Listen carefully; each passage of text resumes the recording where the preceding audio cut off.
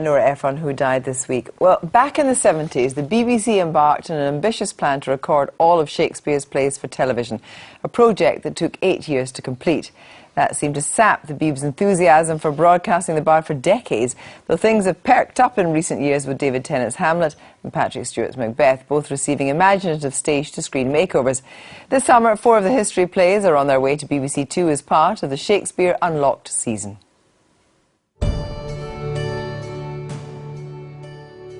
The Hollow Crown consists of adaptations of Richard II, Henry IV, Parts 1 and 2, and Henry V.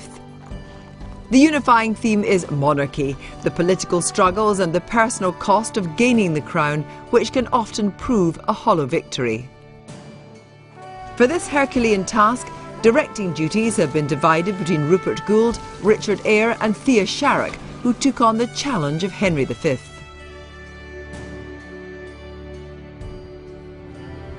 Now are we well resolved, and by God's help and yours, the noble sinews of our power, France being ours, we'll bend it to our oar or break it all to pieces.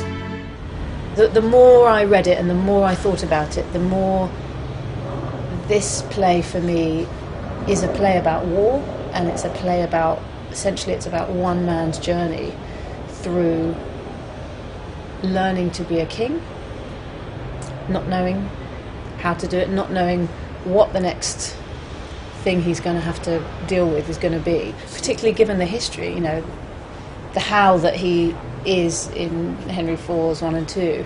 He is a particular kind of man in those plays.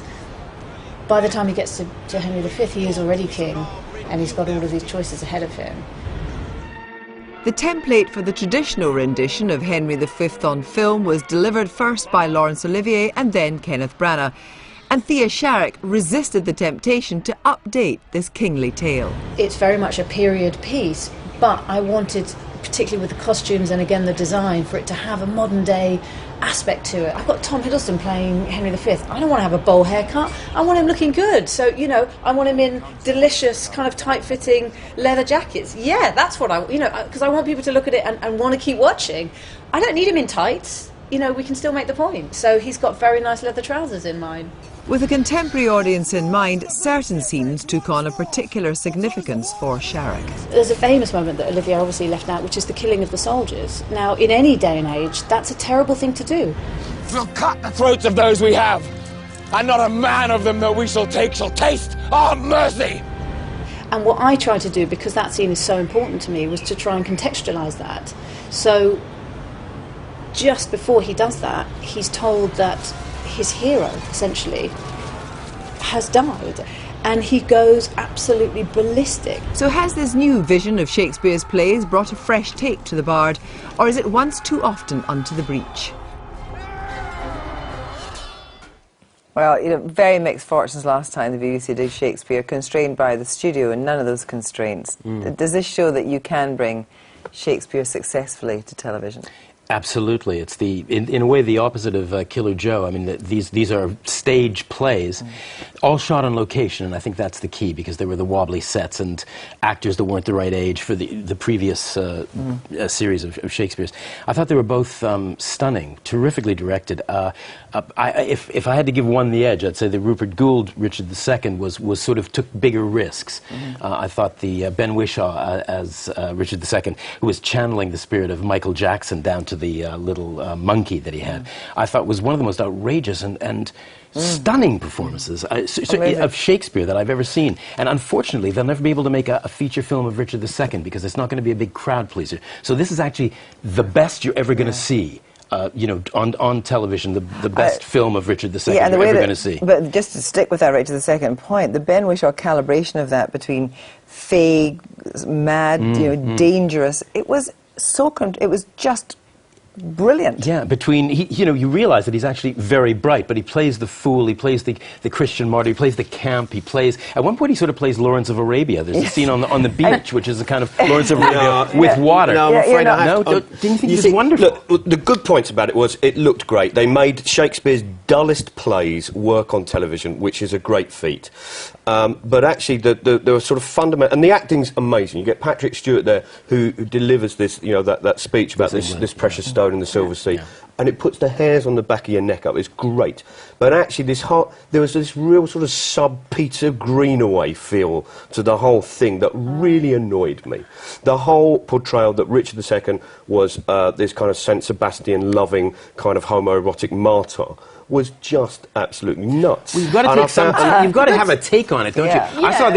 Why not just have the take on it that's in the play? The Kevin Spacey one was sort of butch and macho, and that was really weird. But you have these, what I think is so great about it, you basically have essentially major stage actors playing, and you also have essentially stage directors. I mean, obviously Richard Gere's done everything, but it was just so sure-footed the way they were shooting Rupert this Gould stuff. was kind of known for his stage plays tend to bring a kind of very filmic quality to them. I mean, I have to say I'm on Kerry's side with the Ben Whishaw performance. I was really dreading it, honestly. I really don't like the play. Me too.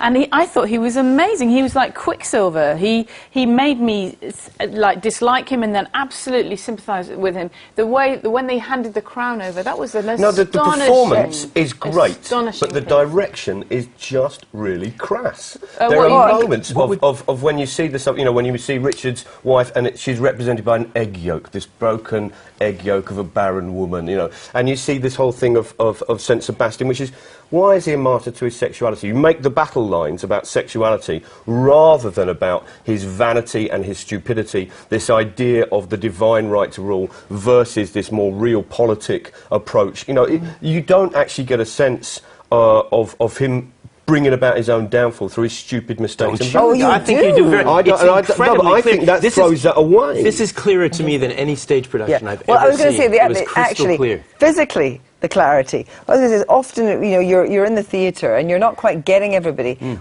was incredibly naturalistic compared with what you would get in the theatre, and actually you could hear. Those words were crystal clear. Very quiet. There was that brilliant scene between Bolingbroke and Montague. You've got Purfoy and Rory Kinnear together, and they just played it so simply and straight, and you got it straight away. But it's the joy of TV, isn't it? That you can actually zoom in and you can see that's the person that you're concentrating on, whereas quite often in a stage you're thinking, well, they're all dressed quite similarly and they've got similar haircuts. There are moments when you get the occasional kind of Shakespearean acting. Where, because we're making a big important speech and everyone has to stand around and look. But generally they kind of avoided that. What I thought was really interesting was also, why choose these plays now? Why go for these plays about the monarchy in the year about the Jubilee and with the Cultural Olympiad and Shakespeare being our brand leader for culture? And it just and actually these were good, but would it have been more interesting if they'd said, OK, instead of just going rah, rah, rah to the Jubilee and all of that, why don't we look at the State of the Union perhaps falling apart and do King Lear? Why don't we do it? I wouldn't say it was a great advert for the monarchy, some of them, but Tom Hiddleston, though, as Henry V. He was great. Henry V is really interesting, I think, particularly having, this sounds a bit crass, but having England just crash out of the Euros. I mean, Henry V, for me, is like there's elements of it that just drives me mad. It's that idea that we have to be noble and we can always win because we are English and follow me. And that, has been the downfall of kind of England from time immemorial. And when you see that and you see the kind of the way that his kind of charm and charisma is used in that way to gather everyone up to an essentially kind of pretty futile kind of endeavour, although they do win. That is absolutely all the way through all our sporting endeavours ever since, through England, all the way through, and it drives me mad. Where there's also great modernity, I think, in the treatment of it is Henry V with Catherine. In that scene where he's essentially wooing her, and I think that's a standout brilliant kind of modernity and like a sexuality that you wouldn't have got. It just wouldn't have come across really, particularly even on stage. I mean, I just thought that the playing of that was very different. Yes, and very very clear. It's the whole thing is so clear and clean. I've never understood, and it's an easy play to hate. Actually, I mean, there was a time when I thought I would never see Henry V again because I'd just had it. I'd done with it. But this one really it brought scenes out that you never things in scenes you never thought you'd see. Well, The Hollow Crown begins on BBC Two tomorrow with Richard II.